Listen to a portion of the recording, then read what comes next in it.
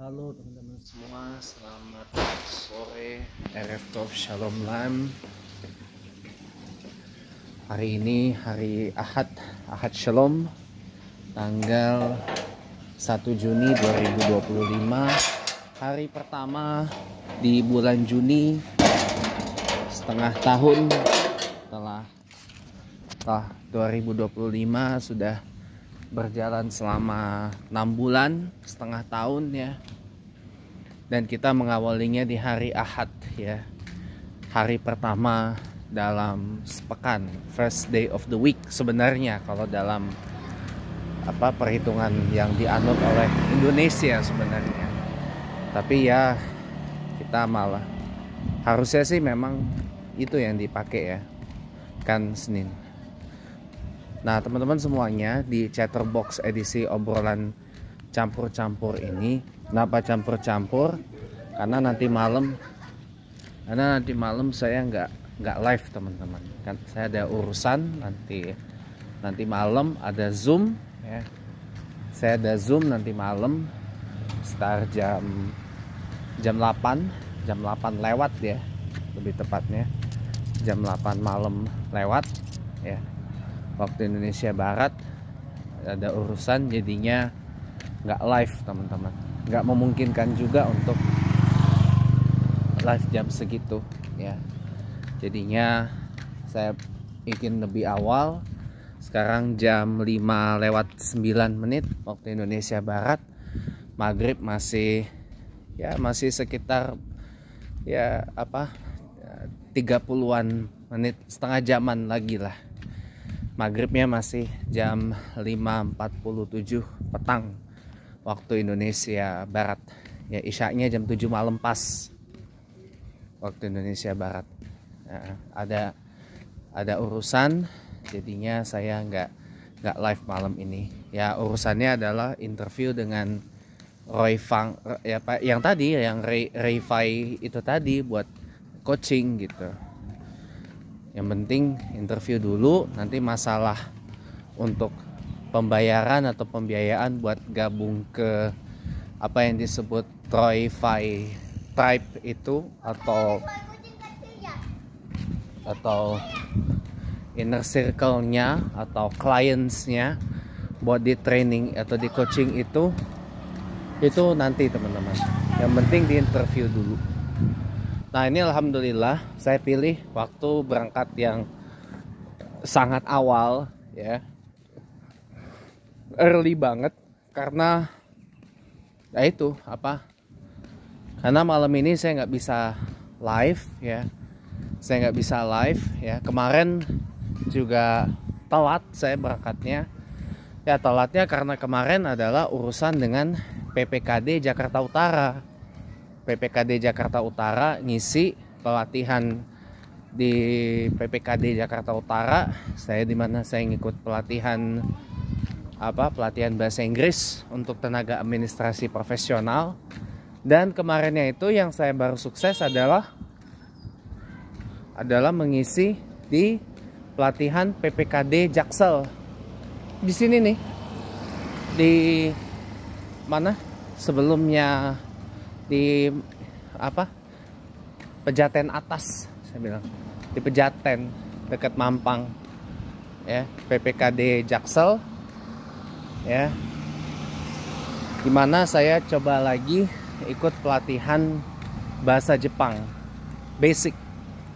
Kan kalau bahasa Inggris kan udah di PPKD Jakarta Utara tuh, nggak tahu keterima apa enggak ya, udah ditutup pendaftarannya kemarin semalam ya, tanggal 31 Mei 2025 jam 11.59 malam waktu Indonesia Barat. Nah tapi kalau yang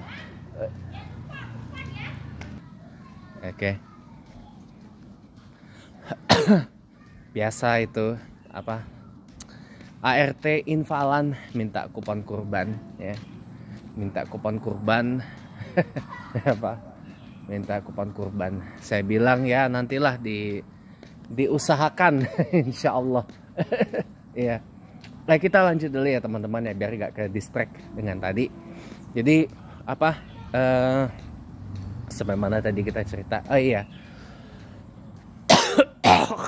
Jadi kemarin tuh saya telat gara-gara ngisi di PPKD Jaksel, dimana saya ikut pelatihan bahasa, daftar untuk ikut pelatihan bahasa Jepang gitu di PPKD Jaksel. Dan alhamdulillah progresnya udah 100%. Tinggal nanti ada interviewnya teman-teman.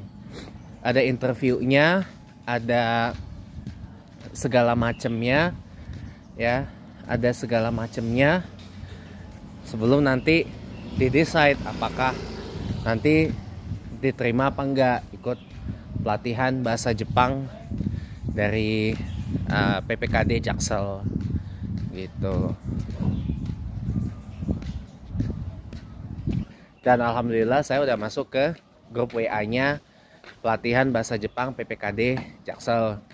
Batas pendaftarannya masih lama cuy, sampai bulan depan, sampai 25 diet sampai 25 Juli 2025 teman-teman.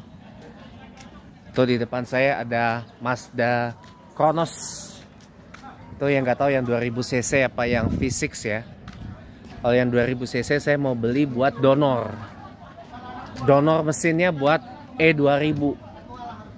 Karena saya ngincernya sebenarnya yang E2000 nya, bukan yang Kronosnya gitu. Karena gini teman-teman ya, kalau ngomongin tentang Mazda E2000 atau Mazda Bongo ya, yang bensin, itu kan mesinnya sama kayak Mazda Capella ya, Mazda Capella, yaitu mesinnya FE 2000 cc SOHC karbu teman-teman, karburator yang memang itu tenaganya rada underpower. Yang dipakai di yang dipakai di E2000 itu tenaganya cuma sekitar 86 PS. Kalau yang di Capella itu 109 PS gitu. Ditambah juga yang pengaruh kenapa underpower itu, satu, E2000 kan ukurannya lebih gede dari Capella, bobotnya juga lebih besar dari Capella, drivetrainnya juga beda. E2000 atau Bongo penggerak roda belakang, sementara Capella penggerak roda depan gitu. Jadi beda. Nah sementara nyari mesin yang serupa dengan itu tapi yang injeksi yang dipakai di Mazda apa itu namanya yang coupe itu MX-6. Iya, MX-6 MX-6 itu Capella coupe teman-teman. Capella coupe itu unitnya susah banget nyarinya, ampun, susah nyarinya. Nah, apa bedanya dengan Capella yang sedan dan liftback kayak punya tetangga saya dulu, Bu Linda. Tetangga saya dulu, Bu Linda, itu dulu mobilnya lama pakai Capella yang liftback, teman-teman. Dijual, mobilnya dijual. Sama Fiat tuanya itu, Fiat 124 yang warna putihnya itu, dua-duanya udah dijual, teman-teman. Udah dijual, sekarang pakainya Veloz. Pakainya Veloz Matic. Tetangga saya tuh yang Belinda, yang orang apa JO ya, Jehovah Witness. JV bukan JO, JV, Jehovah Witness ya, Jehovah Witness, saksi Jehovah gitu, saksi Jehovah atau saksi Yehua gitu. Iya. Jadi apa? Nah, bedanya dengan yang Capella sedan dan liftback, MX-6 EQE Capella coupe itu, oh Pertamina cuy yang meninggal ini, Pak Edi, umur 73, meninggalnya di RS Siloam. $7. Jadi gini, kita live terus ya. Minta biasa kan, minta follow gitu kan. Wih, ada Bang Banten, Pak Edi, ini nih Pak Edi Pak Edi Sulaiman, jemaah Masjid Al-Karim Bintaro Permai, Sanggrahan, Jaksel. Dia meninggalnya di Siloam, di Mohtar Riyadi Cancer Center. Sini Semanggi, Siloam Semanggi sini. Itu tempat meninggalnya temannya teman saya, Novita Putri, ya, almarhumah, istrinya jurnalis senior TV One, ya, Mas Bagus Priambodo, ya. Meninggalnya di sana karena kanker. Lama di Kompas, totalnya pindah ke iNews, ya kan. Tapi dia sebagai produser di sana di iNews, meninggal di sana juga di Mohtar Riyadi Cancer Center di Siloam, ya kan. Tapi meninggalnya waktu itu beliau umur tahun berapa ya? 2022 apa 2023, lupa saya. Masih muda, masih 40-an tahun. Antara 44 atau 45 tahun meninggalnya karena kanker juga, gitu. Dia meninggal di makaminnya di Malang. Di makam keluarga di Malang, di dekat makam orang tuanya, gitu. Tahun 78 lahir. Ini Pak Edi, Haji Edi Sulaiman, meninggal tahun umur 73 berarti sekitar tahun 1952 lahir, mungkin ya. Kalau sakitnya sih awalnya gula, ya, lalu kemudian jadi kanker. Makanya kenapa dibawa ke Mohtar, ada kemoterapi, dan meninggalnya juga di Mohtar Riyadi Cancer Center, Siloam, Semanggi. Nah, kembali ke yang tadi dulu sebentar, ya. Jadi apa bedanya? MX-6 itu mesinnya sama juga, FE 2000 cc SOHC 12 valve, ya. Nah, tapi tenaganya beda. Dia 120 PS tenaganya, dan dia sudah injeksi, makanya tenaganya besar. Cuman unitnya susah banget nyari, ya teman-teman.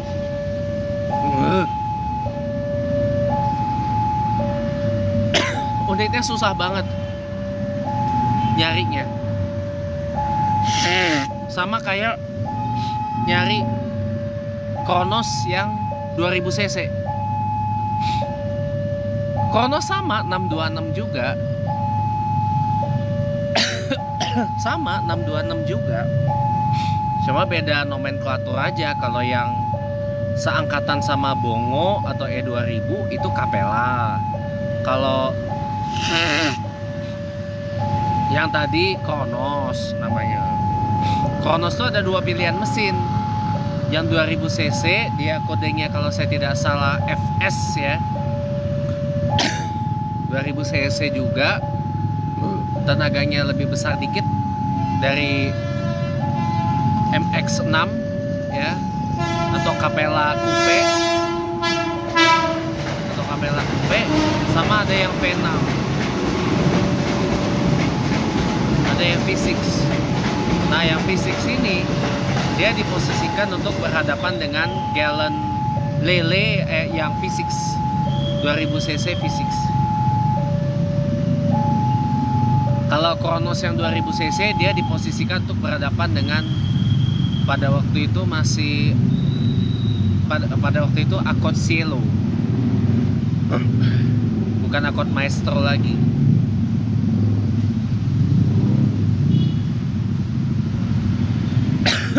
Kalau Accord Maestro itu lawannya Capella keluaran terakhir, Capella facelift. Gitu, ya. Itu nyari Kronos yang 2000 cc soesahnya bukan main, teman-teman. Buat donor aja, donor mesin ke E2000, karena MX-6 nya susah dicari. Jadi seenggaknya biar mobilnya tuh nggak boyo gitu, nggak underpower banget gitu.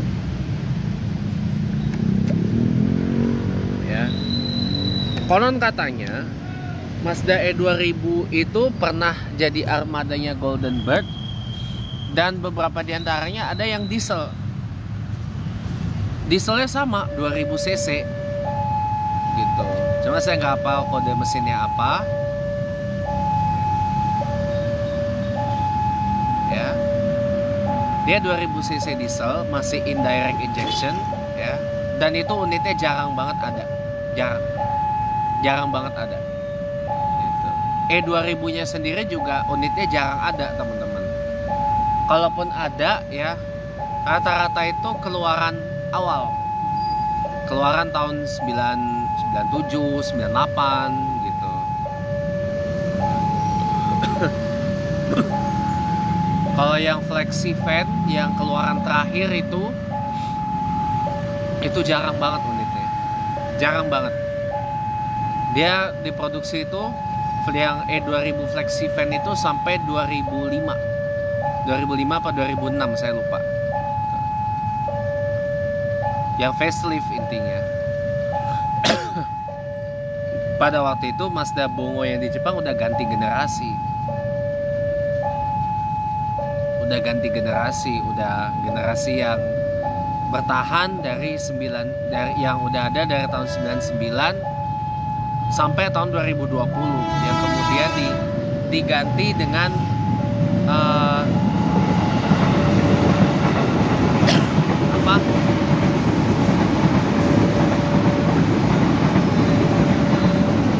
diganti dengan rebadge dari Daihatsu Grand Max.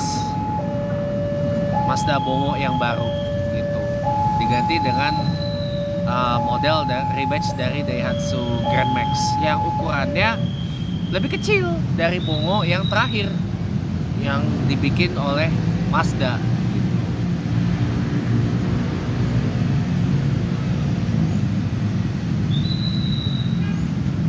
gitu teman-teman.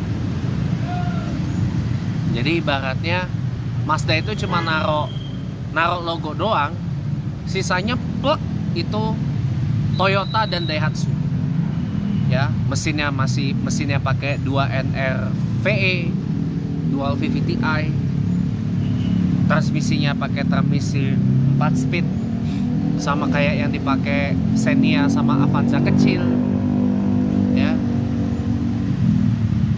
plek gitu. Mazda cuma naruh logonya doang sama nama Bongo.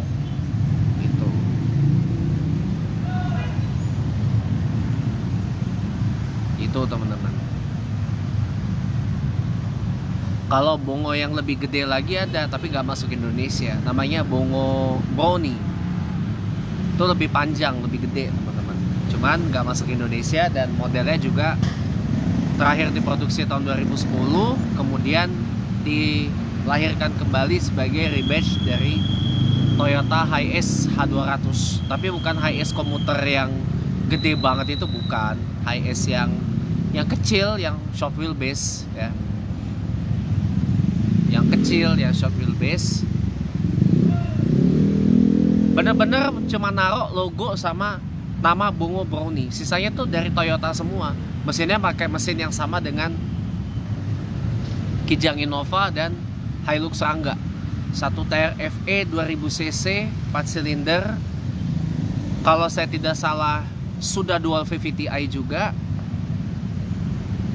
Tenaganya 139 PS ya. Bener-bener plek, cuma naruh logo sama nama Bongo Brownie. Bukan lagi bikinan Mazda sendiri. Ya karena memang Mazda menginvestasikan mobil bikinan sendiri itu di mobil penumpang. Makanya lahir kemudian Mazda CX yang baru-baru ini, CX-60, CX-80, CX-90, CX-70 yang masuknya ke large product group gitu. Kalau di luar US yang paling gede adalah CX-80, karena CX-90 itu khusus untuk US dan Australia, right hand drive nya Australia dan New Zealand. buat pasar yang right hand drive nya.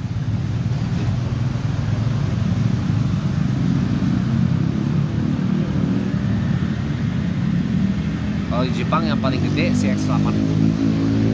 Kalau di luar Jepang itu CX-90 yang paling gede Mazda. Itu mobilnya gede banget, 5 meter lebih panjangnya.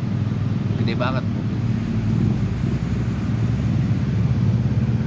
Dan Mazda CX-90 itu diplot sebagai pengganti dari CX-9 atau CX-9 yang berpenggerak roda depan. Karena kalau CX-90 itu kan basisnya ada penggerak roda belakang, sama kayak CX-80.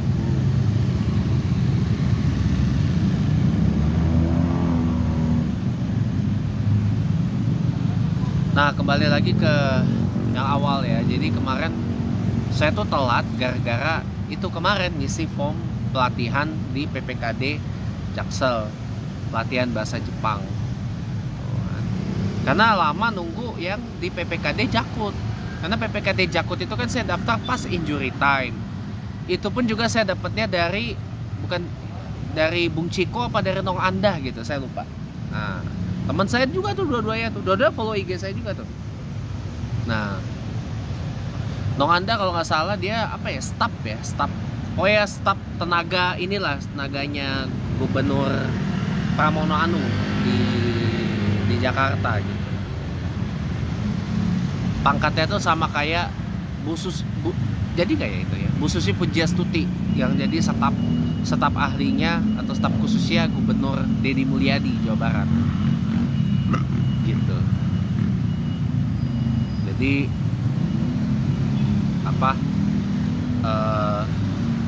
saya dapatnya dan itu daftar pas injury time. Karena kan ditutupnya kemarin malam. Alhamdulillah bisa daftar, alhamdulillah udah daftar gitu. Tinggal nanti bagaimana informasi ininya tuh ada di channel WA nya PPKD Jakut. Cuma saya males ngikutin channelnya. Jadi udah aja gitu. Kalau misalkan ada panggilan interview ya panggil, kan biasanya dihubungin lewat WA. Kalau PPKD Jaksel lewat grup WA.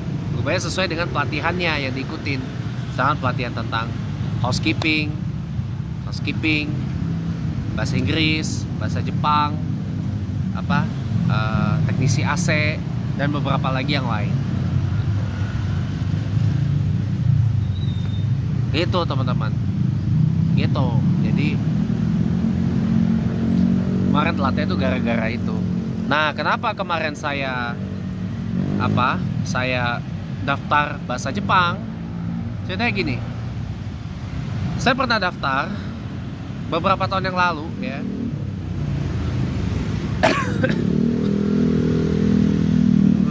Beberapa tahun yang lalu pelatihannya sama juga di PPKD Jaksel bahasa Jepang, sama teman-teman. Iya, nggak keterima, malah saya dialihkan ke housekeeping. Saya nggak mau kan, saya bilang nggak, saya maunya bahasa Jepang. Kenapa? Karena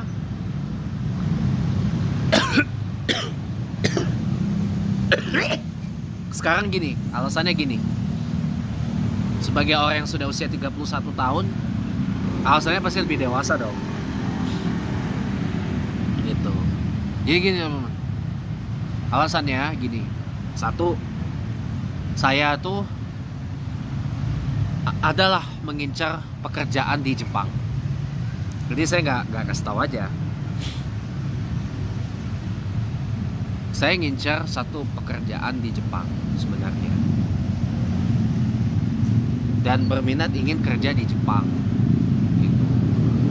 Kerja di Jepang, tapi bukan di bidang-bidang yang ada sebagai outsourcing itu, enggak. Pengennya apa? Supir bus sebenarnya. Nah, tapi kan kalau mau jadi supir bus di Jepang itu kan SIM Indonesia nggak bisa, mesti bikin SIM Jepang paling enggak ya. Bikin SIM Jepang atau SIM internasional yang diakuin.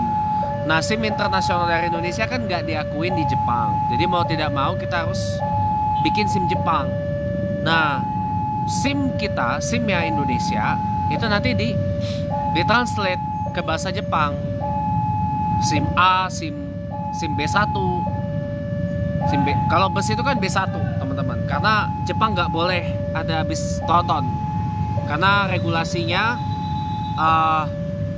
sekedar informasi buat pengetahuan, bus di Jepang itu di limit, dibatasin panjangnya itu maksimal 12 meter. Kalau dulu kan ada yang Neoplan Jumbo Cruiser, panjangnya dia 15 meter kan. Bus Triton zaman dulu. Dulu ada juga bus Tonton Fuso Aero King, sama ada lagi predesesornya dari Hino sama UD Nissan Diesel gitu. Nah, tapi itu kan panjangnya lebih dari 12 meter. Nah, semenjak beberapa tahun, semenjak 2010-an ya, itu gak boleh lagi ada bus yang panjangnya melebihi dari 12 meter. Gak boleh lagi. Nah, tapi kan ada bus JR Group ya, dia pakai Scania ya. Dia pakai Scania apa saya gak hafal ya. Scania double decker bis ya. Dia double decker pakai Scania gitu loh.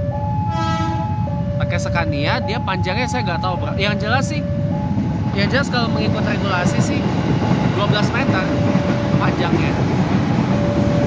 Nah, jadi kan kalau bus yang 12 meter kan berarti itu SIM B1 kan. SIM B1. Kalau di Jepang itu SIM level 2 gitu. SIM level 2. Nah, itu ada ujiannya juga teman-teman. Ujiannya tapi soalnya pure bahasa Jepang, walaupun ada beberapa yang kemudian pakai bahasa Inggris buat yang asing, nyupir bus di Jepang. Nah, tapi mohon maaf lahir dan batin ya teman-teman ya, nyupir bus di Jepang itu boleh dibilang perlu adaptasi lebih. Soalnya satu, bus gak boleh dibawa di paling kanan, gak boleh.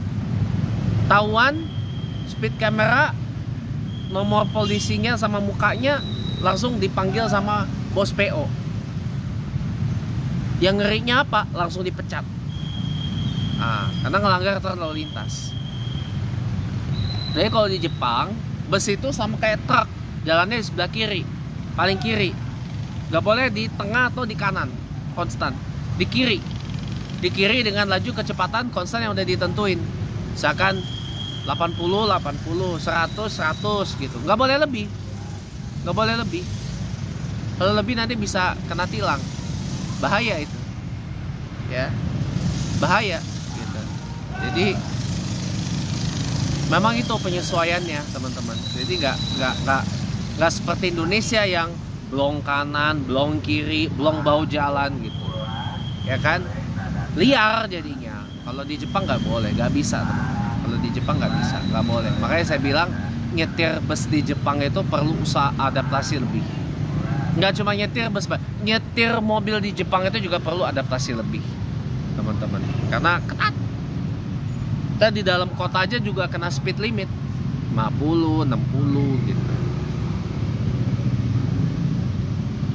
Di tol pun, di expressway pun sama juga.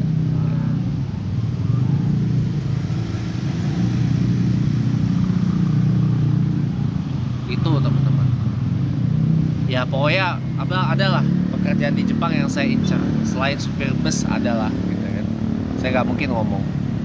Saya kepengen kerja di Jepang dan kayaknya sih berkarir di sana, berkarir di Jepang, ya. Dan menetap di sana, menetap di Jepang, gitu. Sembari juga kuliah di Jepang. Ngambil S2 bahkan S3 di Jepang juga.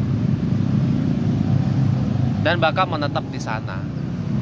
Nah, kalau saya pindah menetap ke Jepang ya, sama mama saya dan beberapa orang-orang yang saya ajak menetap di Jepang juga, ya mohon maaf saya retire dari public life gitu. bocil selawatan. Bocil selawatan teman-teman.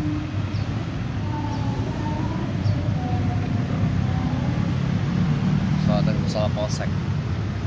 Itu jadinya kenapa saya ngincer pelatihan bahasa Jepang. Nah alasan. Nah kalaupun saya misalkan nih pulang ke Indonesia, saya pengen membawa manfaat setelah saya berini di Jepang, bawa manfaat bagi orang banyak.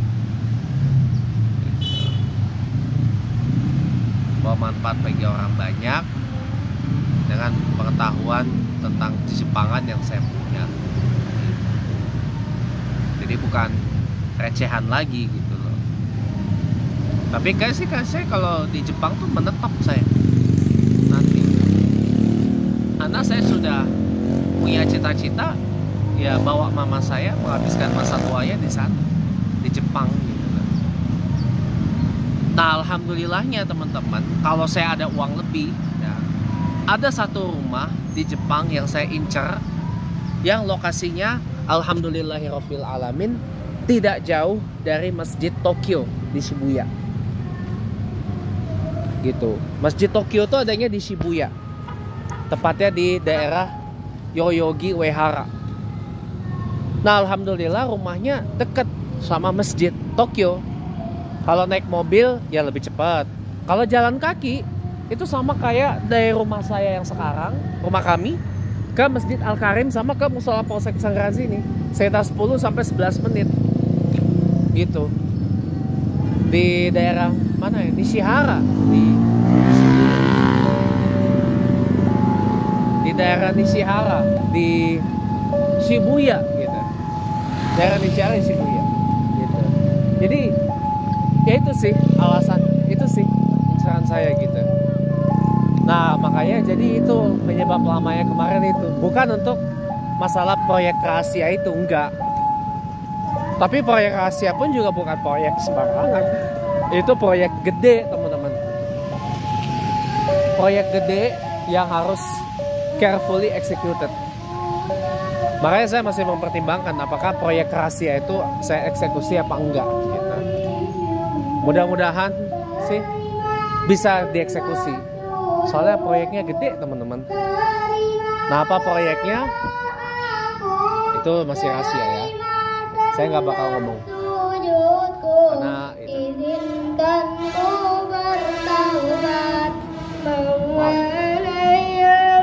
Ini kenapa malah jadi nyanyi ya? Udah itu dulu.